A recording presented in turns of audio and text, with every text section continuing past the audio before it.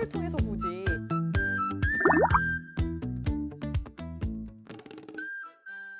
한류란 표현이 대만에서 시작된 거 아시죠? 맞습니다. 예, 그래서 제가 처음 한류 느낌을 들은 게 대만 사람들, 중국 사람들 그런 내용인데 이제는 거기는 서브가 돼버리고 유럽과 미국 그 사회에서 새로운 문화가 거기에 이제 팝이라는 개념에 우리가 K를 하나 얹으면서 세대가 바뀐 것 같아요.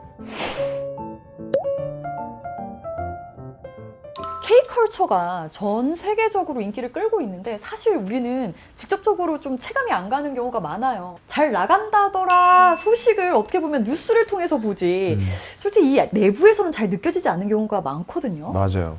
우리가 늘 우리 문화는 소중하다, 막 네. 우리 문화를 사람들이 알아줬으면 좋겠다고 생각은 하지만 정작 마음 한구석에 외국 사람들이 왜 이걸 좋아하지? 라는 질문을 달고 있어요. 그들이 좋아하는 거는 좋아서지 한국이라서가 아니거든요. 네. 근데 우리는 항상 거기서 왜 이게 별거 아닌 것 같은데 사람들이 왜 좋아하지라는 그런 뭔가 묘한 열등감경 자격지심 같은 것들을 갖고 있는 것 같아요. 저는 베를린 자유대학교에서 이제 일하다가 통일부로 왔는데 그때 완전 느꼈어요.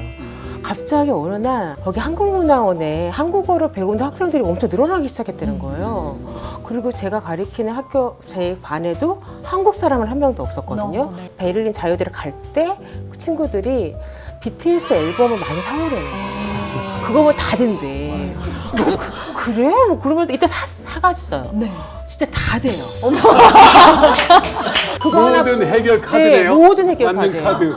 지금 그 K-팝 같은 경우가 한 20년 전 정도만 해도 미국 안에서도 특별히 아시안 컬처에 굉장히 전문적으로 열광하는 소위 매니아라고 하죠. 네. 그런 사람들끼리 서로 돌려듣는 정도의 음악이었어요. 지금은 사실 굉장히 일반적인 사람들도 그냥 뭐 로제의 아파트라든지 뭐 BTS의 음악이라든지 뭐 이런 것들은 굳이 내가 그런 취향이라고 내가 그걸 선포하지 않아도 네. 충분히 즐길 수 있는 음악이 됐고 실제로 그거는 BTS 같은 경우 빌보드 차트 1위도 했었잖아요. 근데 최근에는 골든 같은 경우도 그 제가 1위를 하면서 그 빌보드가 딱 헤드라인을 걸어놓은 게 있는데 제가 너무 웃겨서 그걸 이제 캡처를 해놨어요. 뭐였냐면 컨트릭스가 데스티니스 차일드 이후로 최초로 빌보드 1위에 오른 걸그룹이 되다.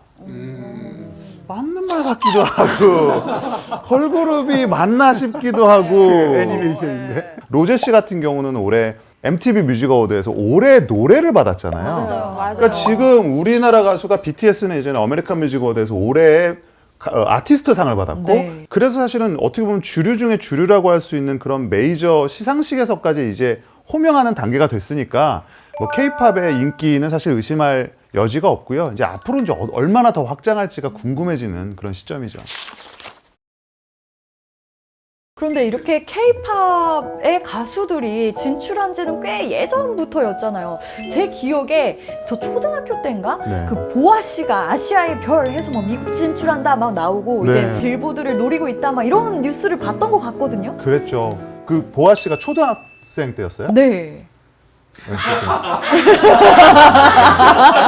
처음에는 당연히 K-팝이나 한국 대중음악에 대한 인프라가 넓지 않으니까 최대한 있는 자원들을 활용해서 그들에게 언어를 교육시킨다든지 여러 가지 이제 장치를 통해서 뭐 심지어는 원더걸스 같은 경우는 미국의 그 조나스 브라더스라고 하는 아이돌 그룹에 오프닝 액트를 섰어요. 근데 저희가 듣기는 그때 연돌거스가 실패했던 거 아니었어요? 그러니까 근데 그게 그 당시 K-팝의 위상을 보면 그거를 실패라고 말하기는 어렵죠. 오히려 개척했다라고 봐야 되겠죠. 원래 그러니까 개척은 힘들잖아요. K-팝을 모르는 사람들 사이에서 어필을 했던 거기 때문에. 근데 뭐 아이돌이 1세대, 2세대, 3세대, 4세대 이제는 5세대까지 왔다 이러는데 그게 저는 좀 헷갈리거든요. 네.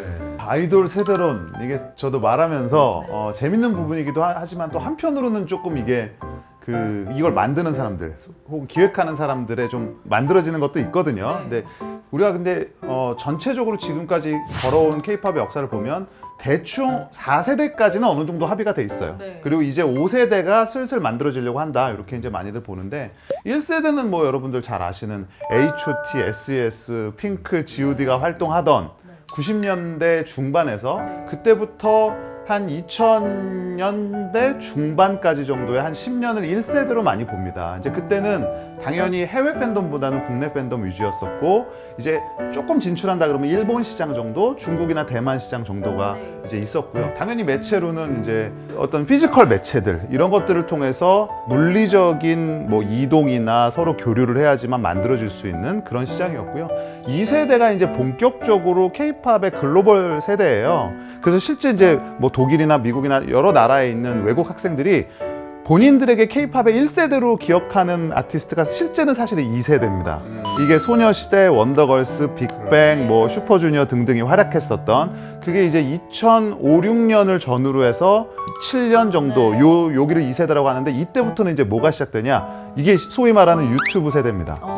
그래서 음악을, K-팝을 내가 직접 가서 CD를 사거나 DVD를 사지 않아도 유튜브에서 뮤직비디오를 보고 내가 팬이 될 수 있는 이 시대. 그래서 적극적으로 미국이나 일본 시장에 진출했고, 특히 이제 처음으로 미국 시장에를 진출하죠. 이게 이제 굉장히 좀 중요했었어요. 왜냐하면 일본이나 뭐 대만이나 아시아권은 우리와 문화적으로 좀 겹치는 부분이 많고, 동아시아권에 좀 동질감 같은 게 있는데, 미국은 우리가 어렸을 때부터 생각했던 되게 로망의 국가이면서도 인종적인 어떤 그 뭐랄까 장벽 때문에 K-팝이 뚫고 들어가기가 어렵다고 생각을 했었는데, 거기서 처음으로 이제 선을 보이게 되고요. 3세대는 우리가 쉽게 말하면 K-팝이 세계 정복을 처음으로 성공한 세대입니다. BTS, 뭐 블랙핑크, 트와이스, 레드벨벳 등등해서 K-팝이 어떻게 보면 또 황금기라고 봐야 되겠죠. 이 시대는 SNS 시대예요.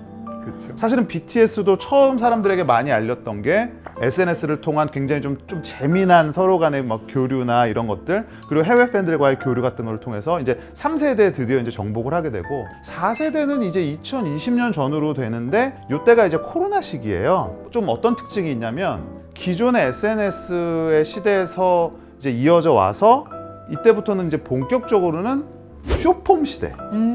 그리고 또 하나 특징적인 것이 오디션 프로그램의 전성시대. 아, 그렇죠. 우리가 보통 아이돌 그룹은 데뷔하면 3년 정도까지는 이름을 알리고 5년 차에 성공을 하면 해외 진출을 하고 뭐 이런 루트가 있는데, 오디션 프로그램을 통해서 이미 글로벌 청자들이 이들의 데뷔 모습을 봤기 때문에 데뷔하는 바로. 순간 스타가 됩니다.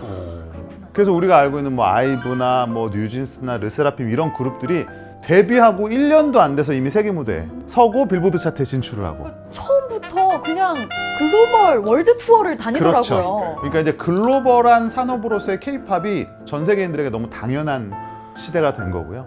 이제 지금부터 이제 본격적으로 5세대라고 하는데, 제가 이 얘기를 한 4년 전부터 했었는데, 이 얘기를 할 때마다 저를 되게 이상한 사람 취급을 했거든요. 아니, 당신 사이버 가수 아담 얘기하는 거 아니야? 막 이러고 그랬었어요. 네네네. 그랬는데, 저는 사실 캐대원을 예측한 건 아니지만 캐릭터가 기반이 되는, 그리고 새로운 세대들에게 익숙한 온라인 공간에서 활약하는 일종의 대체자, 얼터 이고들이 활약하는 시대가 저는 온다고 봤거든요. 야, 한국 어떻게 보면은 이 팝 문화의 그 노스트라다무스 같은. 근데 저 질문 있어요. 네네네. 근데 이제 1세대가 90년대 얘기를 하셨는데, 네.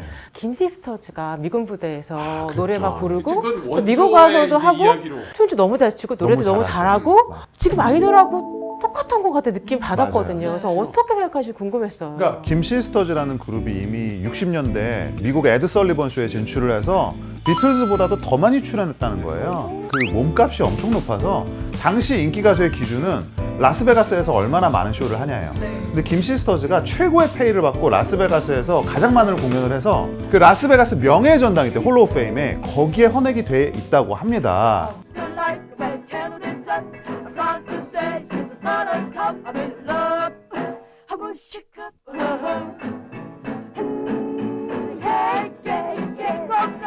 우리나라가 다 이런 저력이 있었기 때문에 그렇죠, 지금 그렇죠. K-팝이 된 거군요. 근데 교수님, 예. 이런 K-팝이 이렇게 전 세계를 휩쓸고 있는데 예. 우리나라 문화가 이렇게 전 세계를 휩쓸었던 그런 역사가 있을까요? K-팝이라고 하는 산업은 한국이 갖고 있는 여러 가지 좀 역사, 사회적인 동력들이나 욕망 같은 것들을 좀 합쳐서 만들어졌거든요. 우리 미술도 마찬가지거든요. 그러니까 한국적인 모노크롬을 만들어내는 거. 그러니까 이것이 자연스러워졌다는 거죠. 이 그래서- 석고람이 네, 그런 거예요. 석고람이 K-팝이에요.